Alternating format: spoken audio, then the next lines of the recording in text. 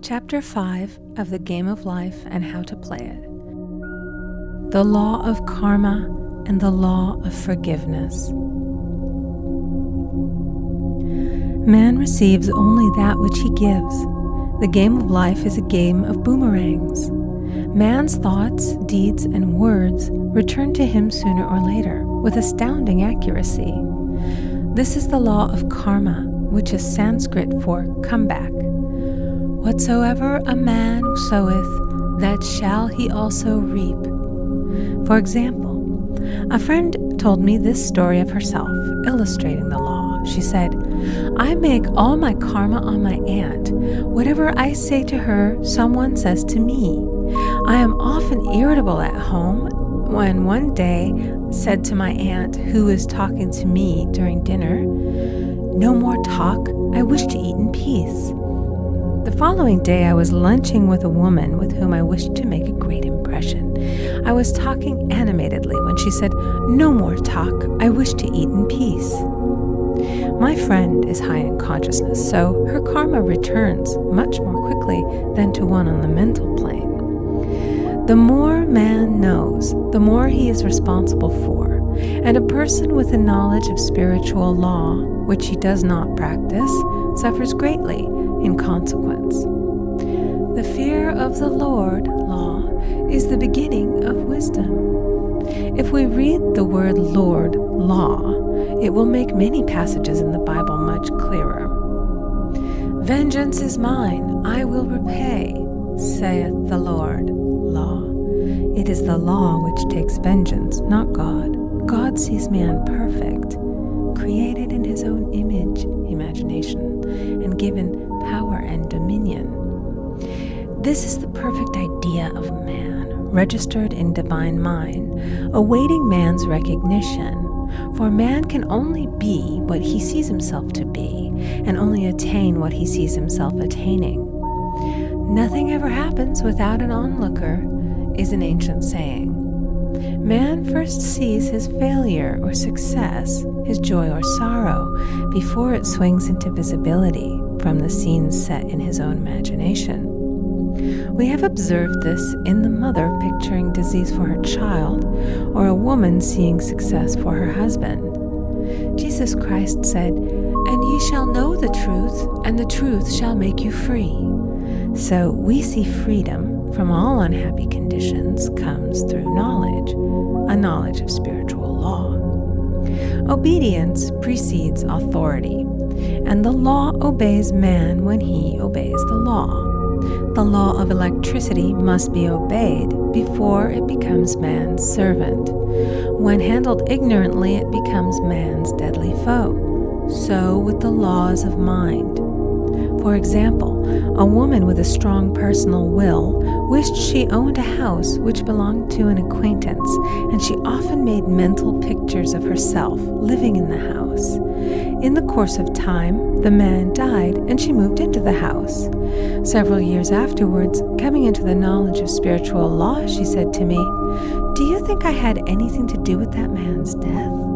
I replied, "Yes, your desire was so strong, everything made way for it. But you paid your karmic debt. Your husband, whom you loved devotedly, died soon after, and the house was a white elephant on your hands for many years." The original owner, however, could not have been affected by her thoughts had he been positive in the truth, nor her husband, but they were both under karmic law. The woman should have said, feeling the great desire for the house, "Infinite intelligence, give me the right house, equally as charming as this, the house which is mine by divine right." The divine selection would have given perfect satisfaction and brought good to all. The divine pattern is the only safe pattern to work by. Desire is a tremendous force and must be directed in the right channels or chaos ensues. In demonstrating, the most important step is the first step, to ask aright. Man should always demand only that which is his by divine right. To go back to the illustration, had the woman taken this attitude, "If this house I desire is mine, I cannot lose it. If it is not, give me its equivalent. The man might have decided to move out harmoniously had it been the divine selection for her, or another house would have been substituted. Anything forced into manifestation through personal will is always ill-got and has ever bad success. Man is admonished, "My will be done, not thine." And the curious thing is, man always gets just what he desires when he does relinquish all personal will, thereby enabling infinite intelligence to work through him. Stand ye still and see the salvation of the Lord. Law.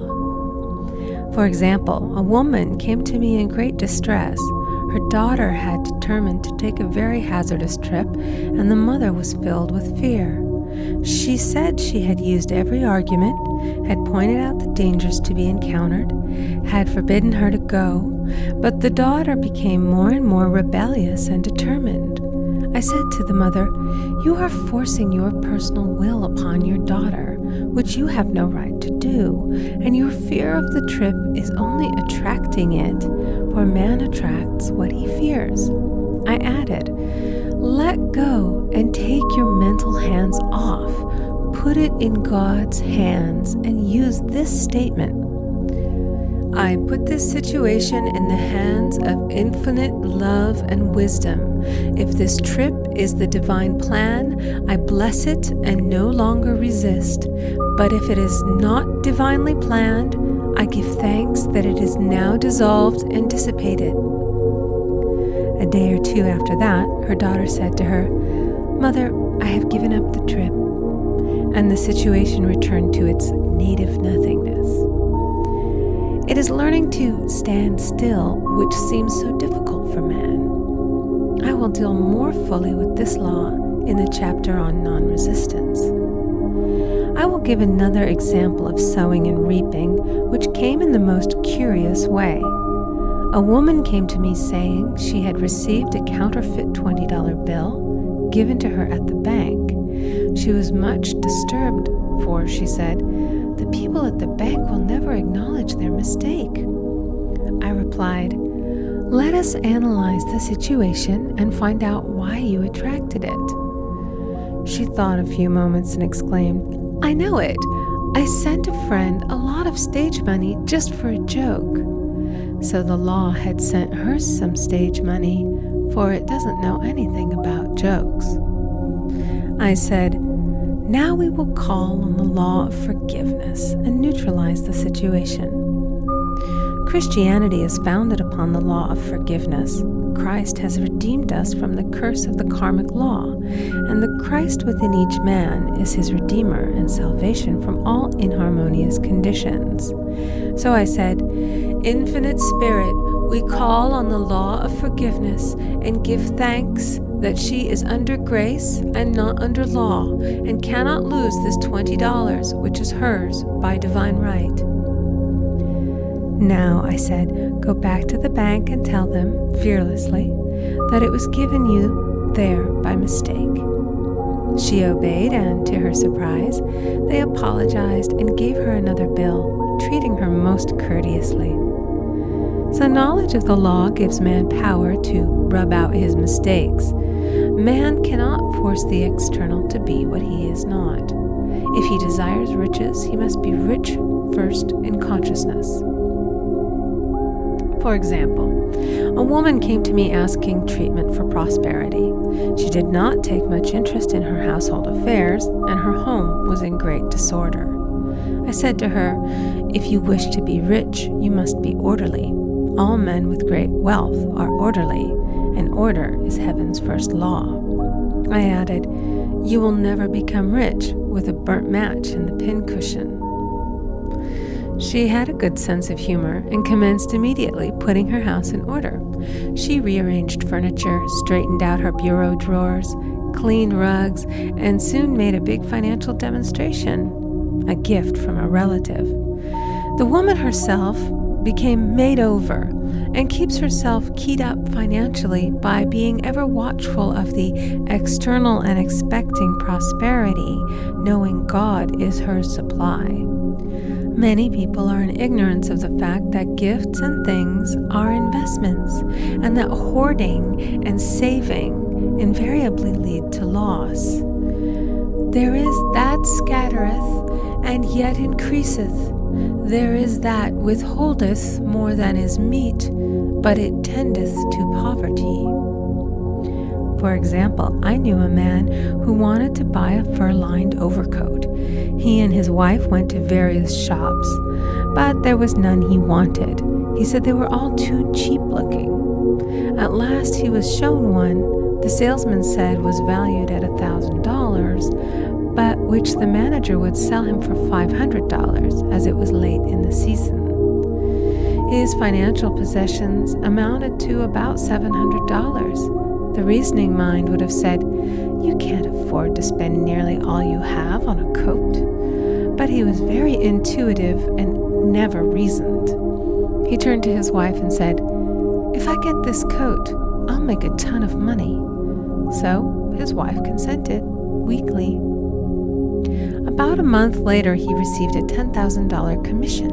The coat made him feel so rich, it linked him with success and prosperity. Without the coat, he would not have received the commission. It was an investment, paying large dividends.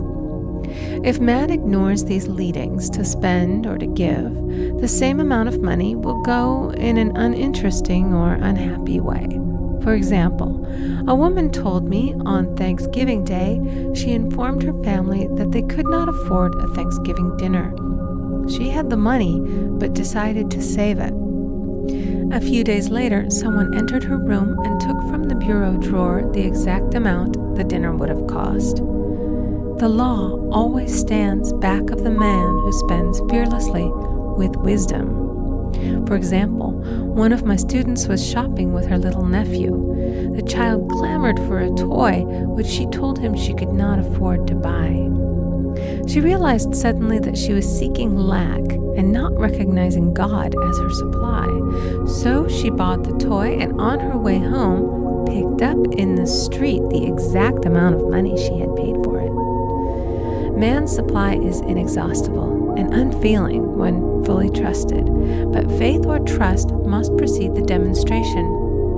According to your faith, be it unto you. Faith is the substance of things hoped for and the evidence of things not seen. For faith holds the vision steady, and the adverse pictures are dissolved and dissipated, and in due season we shall reap, if we faint not. Jesus Christ brought the good news, the gospel, that there was a higher law than the law of karma, and that law transcends the law of karma. It is the law of grace or forgiveness. It is the law which frees man from the law of cause and effect, the law of consequence. Under grace, not under law. We are told that on this plane, man reaps where he has not sown. The gifts of God are simply poured out upon him. All that the kingdom affords is his. This continued state of bliss awaits the man who has overcome the race or world thought. In the world thought there is tribulation, but as Jesus Christ said, "Be of good cheer, I have overcome the world." The world thought is that of sin, sickness, and death. He saw their absolute unreality and said, "Sickness and sorrow shall pass away, and death itself, the last enemy, be overcome."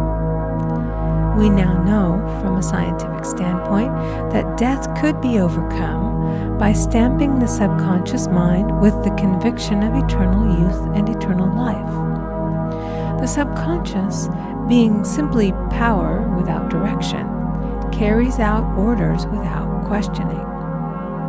Working under the direction of the superconscious, the Christ or God within man, the resurrection of the body would be accomplished. Man would no longer throw off his body in death. It would be transformed into the body electric, sung by Walt Whitman, for Christianity is founded upon the forgiveness of sins and an empty tomb. End of chapter 5. Watch the full playlist on this channel. And don't forget to like, share, and subscribe, as it helps our channel grow, so that many people will get this immense knowledge. Until then, have a good time, and be positive and do good to others. Thank you for watching till the end.